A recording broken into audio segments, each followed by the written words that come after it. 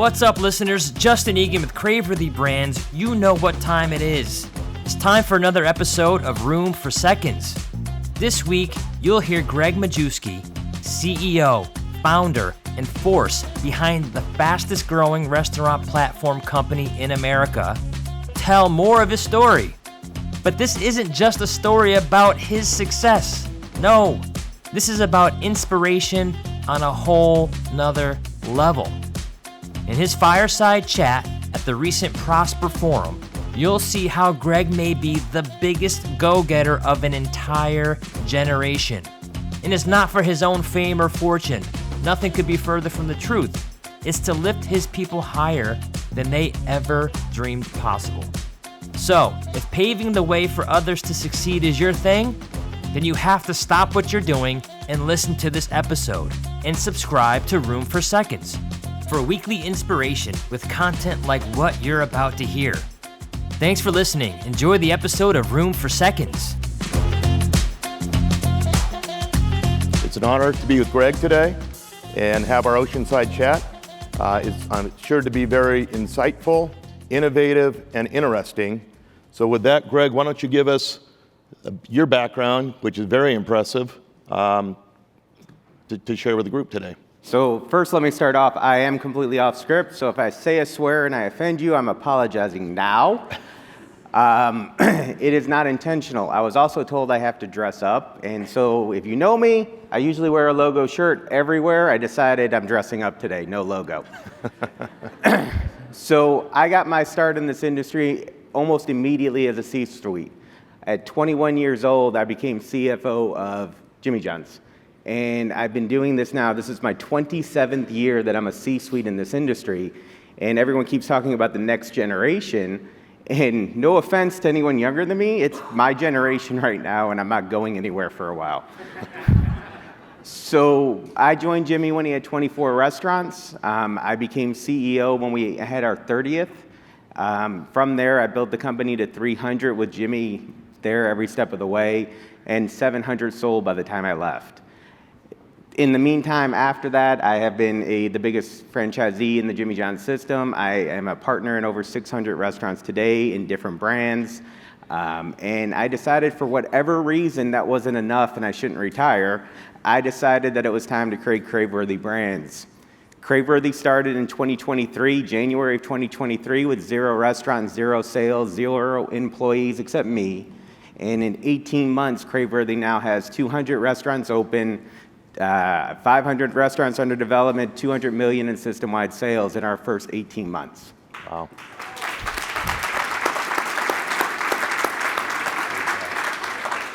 So, and the idea behind Craveworthy was, after struggling as an emerging brand at Jimmy John's and helping and consulting in this industry for so long, I got sick and tired of watching, and I'm sorry you're in this room, but the big, giant boys putting the small person down, and that the brands didn't have the capability to compete against the big boys.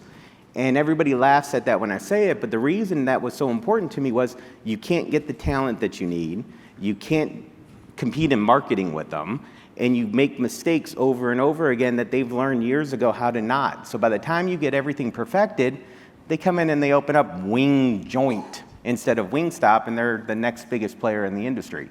So I wanted to take these brands in and grow them to scale at the rate without making the same mistakes. And that's sort of the idea behind what we're doing at Craveworthy. Fantastic, very impressive. So the focus of our talk today is on the unique considerations we face when we interact with the various stakeholders with differing views, goals, and objectives, and how to monitor the impact and effectiveness of those results. We're going to discuss the stakeholders as it relates to employees, customers, franchisees, as well as our communities. So let's start with employees. Gregg, from your perspective, what unique and innovative approaches have you used to attract, retain, and reward and ensure the satisfaction of your employees in order to meet their expectations? As you know, today, that is extremely challenging and complex and very competitive in the restaurant industry. So we'd love to hear the secret of your sauce with your employees. So I am as old school, I think, in the world when it still comes to this. I believe hard work is what makes you who you are and where you're going to achieve. I will never, ever tell an employee that we bring in that you're going to have a typical 9-to-5 job. You're not. And if you want to go somewhere in life, you have to outwork everybody else. And so we set that expectation day one. And my ops teams read a book called The Go-Getter. And if you've never read this book before, it was the first book Jimmy gave me to sort of learn what he expected. And to this day, I hand it to every one of my ops people every time. And it basically, how do you go and get the unattainable? How hard would you go to make your boss or your family or whoever happy by doing the impossible and chasing this in blue vase? And when I first read it, it was the dumbest thing in the world to me. Are you kidding me? This is the business book I'm getting. And then all of a sudden, over the years, I realized that's exactly what I was doing. My team and the team we built was constantly going through and doing the impossible, but we were doing it as a team. So the most important thing that we do is that you got to create a true network where they believe in the leader, they believe in where you're going, and you've got to be truthful with them at every step of the way. It doesn't mean you have to tell them the financial situation or that, hey, in this situation or when I'm on my own and my own businesses, I'm sweating the economy and I'm paranoid about making payroll this week or whatever challenges that you have in your business. They don't need to know or see you sweat. They just need to know that you're real and that you're going to tell them where we're going. And you then have to lead every day by example. And then you have to reward them. And at an early stage, we believed in over-promoting. How many of you in this room would have gambled on me back in the day at 21 and given me the keys to a castle and run your company? No one. Jimmy did.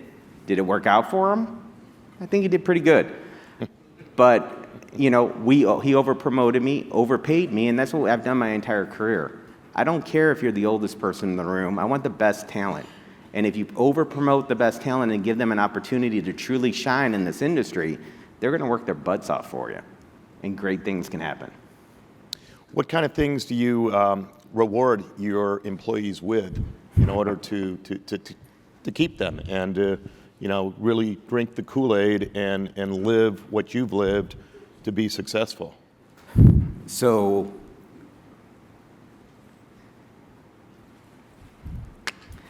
I get a little emotional here.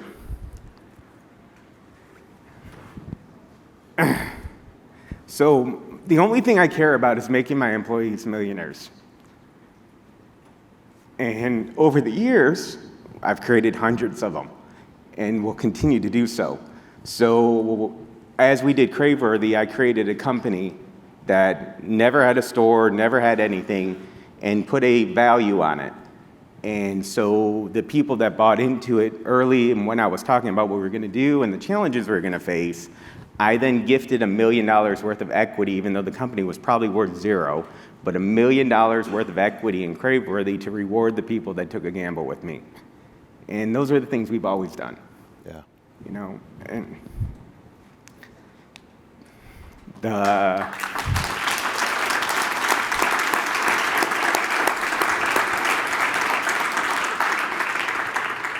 and then I look in the crowd, and there's people that worked at Jimmy John's, and Matt Wampler's one of them, and he experienced the same thing over and over again. And we did this on a continual basis, and it's just what's in our nature. So why do people not leave, or why do people want to work with people? It's because we truly want to make sure that they achieve what we're here to do, which is create millionaires. And I know, well, big deal, you're going to get me $1 million. Name another company or another leader, and Jimmy did this, and now I do it, that will gift away anything with no restrictions, nothing. I just gave away stock. Right. And I did it because I wanted them to have a different experience and be part of, and be my partner, and do this with me. That's fantastic. And you're building the empire now, so what was not worth a lot, they're seeing the growth, and that's a tremendous retention tool and pride for them to continue working with Craveworthy. It gives them something they're a stakeholder. They get to call me out because they own me. Yeah. And they do, which is fun. Yeah. We had talked earlier about you go out and visit a lot of your stores and go in and talk with your employees. How do you talk with your employees, and what types of things do you do to motivate them and really put fire in their belly? So in this industry, I think too many of us don't know how to operate our restaurants. And so if you sit in the C-suite, I think a lot of us would struggle to outperform the GM of the restaurants that we're running. And so I go into my restaurants almost daily, and I'm in the field almost daily, and I can run every single one of my restaurants. So if they're behind or they're short, I can jump on the line and I can outcook the cooks that have been doing it, or I can learn how to run the fryer and be there. And we lead by example. And so when you go in and you're actually present, and it's not a photo op, it's actually going in and being a part of that team and living it with them and then running the shift with them and then staying to help clean up the grill and clean up the grease that you spilled and make everything's perfect and neat, you instantly get this buy-in that most companies can't have, but you lead by example. You lead by doing the shittiest jobs, and we preach continually that when we walk into the restaurant, nobody in their right mind likes to clean the bathroom. It's the worst job because who knows what happens, but we walk in and we go in and we clean the damn bathroom. And we make sure that it's hospital clean when we leave. And to this day, I walk into my restaurants and I'll take the worst job and I'll lead by it. And that instantly brings a group together. And it's funny because when I'm in a new restaurant or I'm in a new brand that I just bought and I haven't figured out how to do it, I sit there and I'm being trained by whoever's on staff. Hey, you got to do this, you got to do that. And they're looking at me scared to death. And I'm like, and she's like, you put too much in. I'm like, no, it's supposed to be 1 scoop. She goes, no, it's 2 scoop. I'm like, it's 1 scoop. And she's like, no, it's 2. And so I'm like, all right, I'll make the 2 like you said. And then afterwards I looked at her and I said, well, can we see the recipe? Because I memorize them before I walk in. And she goes, oh, it was 1 scoop. Oh. Yeah. All right, now let's fix it. But I mean, you're in that position and you're doing it with them. And by leading that way and being at the forefront with them, it instantly goes across the entire brand or the entire system and all employees. I walk into a restaurant in shorts because I wear them continually, and I'm running on the fryer with shorts burning and getting grease splashed, and they're taking pictures, and it's going through the 2,800 employees that I have now, and they're laughing about it because that's just who I am. And my wife laughs, I wreck another pair of clothes. It's also why I wear logo all the time. But it's just the way you have to do it, and I believe you have to lead that way. And that goes for franchisees and stakeholders and everything else. I believe you have to lead with your heart and the way you are to make them realize you're in this to fight with them tooth and nail. You don't stop because there's a problem. You will take the worst job to make sure you survive. Yeah. And that builds tremendous respect, teamwork, and loyalty. So the loyalty part's the most remarkable. So I did one of my podcasts this past week with the individual that trained me at Jimmy John's.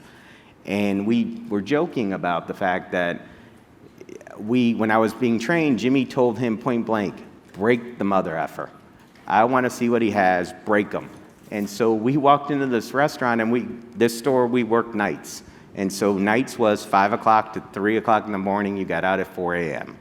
And so because I knew this is what they wanted to do, and just because I don't sleep, first day I got there at 5, next day I got there at 4, next day I got there at 3, 2, 1, and I was breaking the GM, and he goes, I've not seen someone work like this. And he calls Jimmy, and he said, Jimmy, this kid doesn't need any sleep. And so Jimmy, the next morning, it was 7 o'clock in the morning, and he calls me, and he goes, hey, I hear you're doing too good. You got to do your normal job now, too, on top of this job. So for 90 days, I got up at 7 a.m., and went to bed about 5. And I did that for 90 days straight to prove to the team and the organization that I could run anything they wanted. And instantly, the community just sort of fell in line, and they would do whatever I needed. Wow. Walk the walk and talk the talk. That's what you do. Now, that would be completely illegal today. But, yeah. I wish we could do that still. The 90 and 90 was the best program. Let's talk about customers. How do you view your customers and meeting their expectations, and what do you do to try to get repeat visits from your customers? Traffic is challenging these days. What are some of the unique things that you're doing as far as listening to your customers' feedback and implementing so that you are keeping your employees happy? That's one thing, and that obviously interfaces well with your customers, but how do you view your customers and maximize their expectations? Just like with everything else, you got to be completely real with what you are.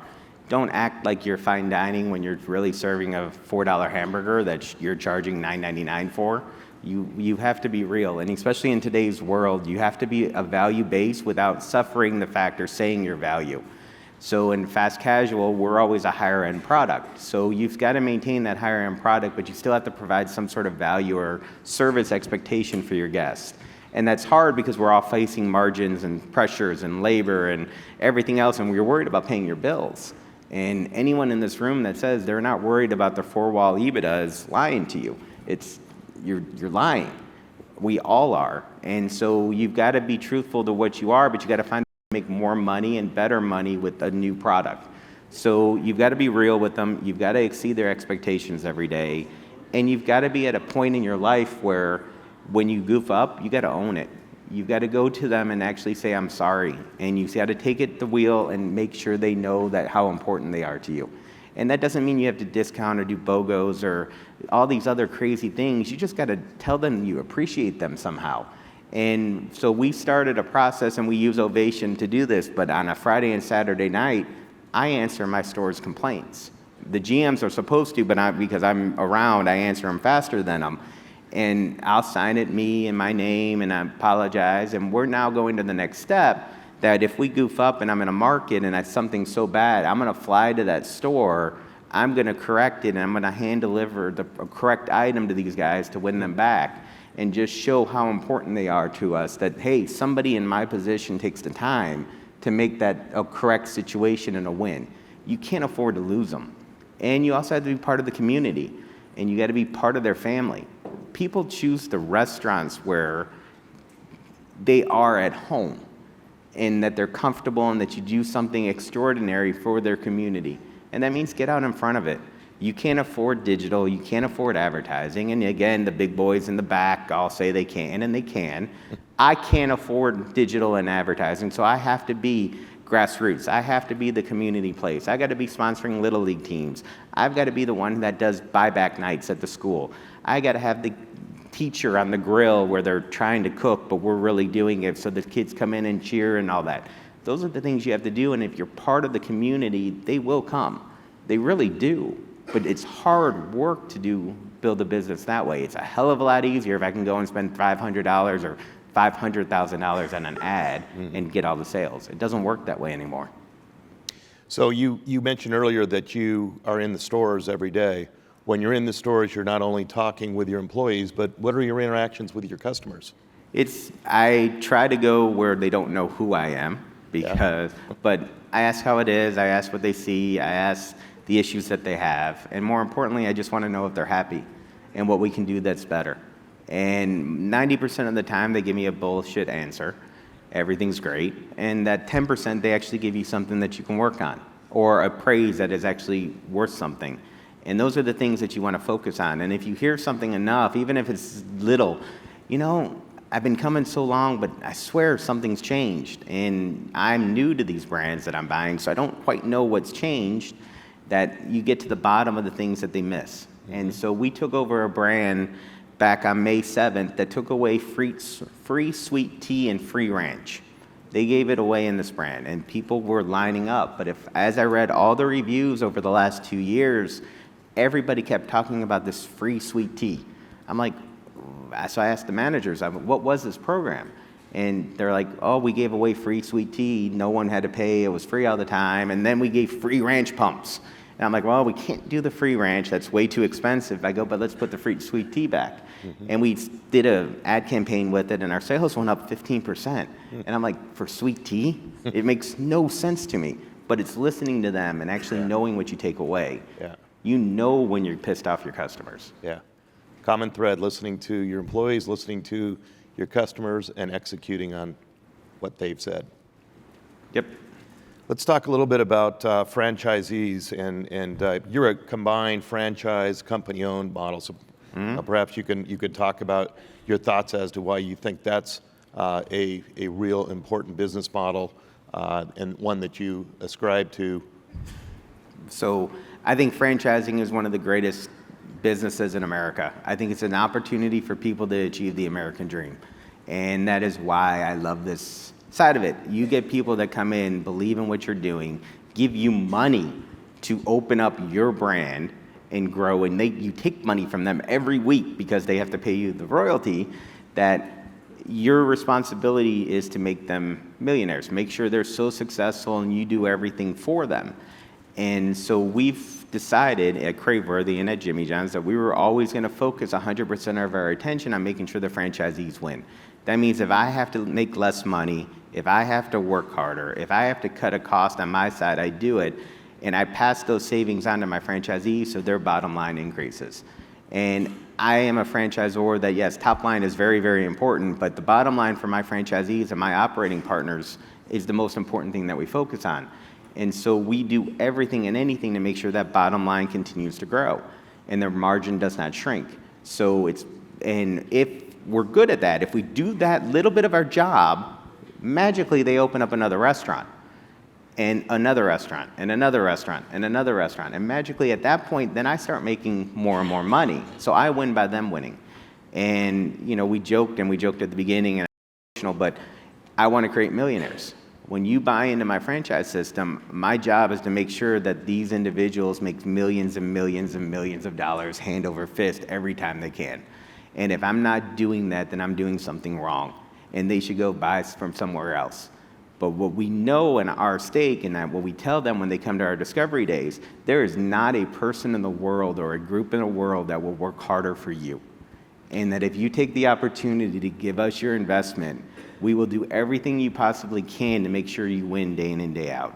If we have to lose to make sure you win, we do.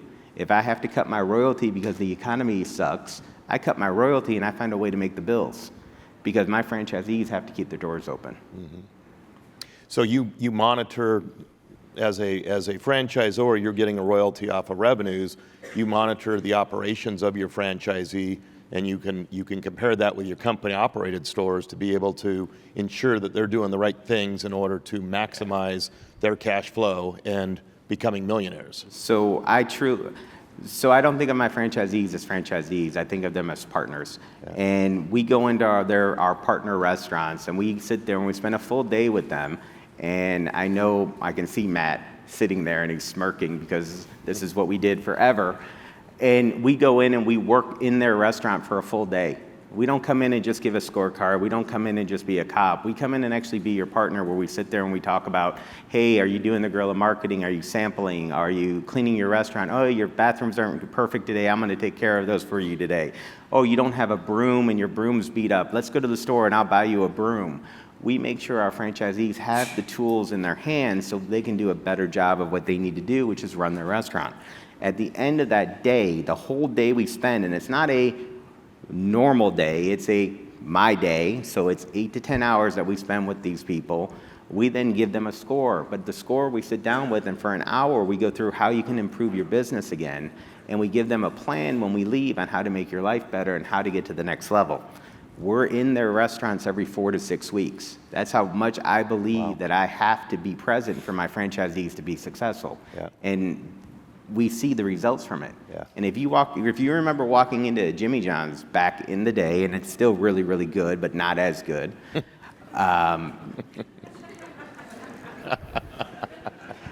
There was an extreme focus on the fact that we were there all the time, and our franchisees wanted to be better operators than we were, and we wanted to be best operators in class. And we joked all the time, and it was a game, but which company has better corporate-run stores? It's always the franchise that are the better ran. We took it upon ourselves to make sure the corporate restaurants were the best in the world and that you could not compete with us, and our franchisees always had to look up to us as being the price and the best operator. And because of that, there was this competition, but there was this belief that if we asked them to jump, they jumped higher because they saw us doing it. Yeah. And you lead by that example to this day, and you constantly are having a brand that's just got it, and they got a mojo and a swagger and a chip on their shoulder to sort of say, screw you to everybody else. Yeah. And I mean, we looked at Subway, and sorry, Subway, but we knew we'd never, ever catch you, ever. You guys are this giant beast, great, have that. You guys had, when I was there was like 325,000 AUVs. Please, I wanted 1 million.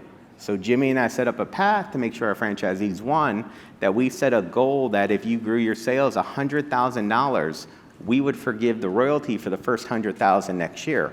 And every year we did that, so the royalty and the average went up. And so when I got there, Jimmy John's was 450, and when we left, we were AUV of 835,000. At 835,000, I had franchisees making 25%, bringing $300,000 home in some stores. They were lined up to buy additional restaurants. That's great.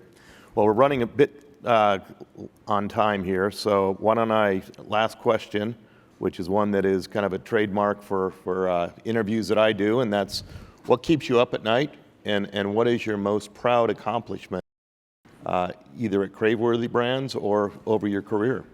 So the thing I'm most proud of is that the number of people that we actually have made millionaires. And the franchisees that I see and the franchisees that I still talk to from Jimmy John's that started in about one store with everything they had, got up to 13, 14, 15 restaurants and are, multimillionaires, to my team and my management and my people that were with me. Those are the most proud in the business sense, but I'm also proud of the people that have left and that I was able to get to the next career step or the next spot because we didn't have it. And seeing them shine, after what we did. And that's just so cool. Yeah, that's fantastic. And the thing that's keeping me up at night was the same stuff that everyone is. I think the economy is crap. Yeah. And it's not going to get better anytime soon. And you sort of got to figure out how to survive. And that's going to keep all of us up realistically between 12 and 18 months. And we didn't say it, but when COVID was coming in January of that and it was spreading in China, I took and cashed out everything I owned so I could make sure I paid for my employees because I saw the economy tanking and falling out. But I took out every savings, every nickel I had, and I made sure my entire teams were paid in full during that process because I didn't know if the government was going to do it. And my wife looked at me and she says, "We're broke." I said, "I can be broke many, many times. I'll get back to where I was. It doesn't matter. They can't afford not a paycheck." And this sort of economy where it is right now has that same feeling to me. I'm very, very concerned what's going to happen if the government doesn't do the right things with interest rates and stuff like that we could be in for a 12 to 18 months sort of Yeah, agreed. Hey viewers, thanks again for supporting Room for Seconds. If you found this episode inspiring, interesting, or any bit informative, please hit that little subscribe button down at the bottom so you never miss an episode. In my 26 years in this amazing industry, I've been blessed with incredible mentorship. This show is my way of giving back. Follow me on LinkedIn, search Gregg Majewski, on Twitter, @Gregg_Majewski. If you still have room for more, visit our website at media.craveworthybrands.com. You'll find more videos, shows, notes, blogs, resources, and an easy way to get in touch with the Craveworthy Brands team. I'm your host, Gregg Majewski. Thanks again for tuning in to Room for Seconds.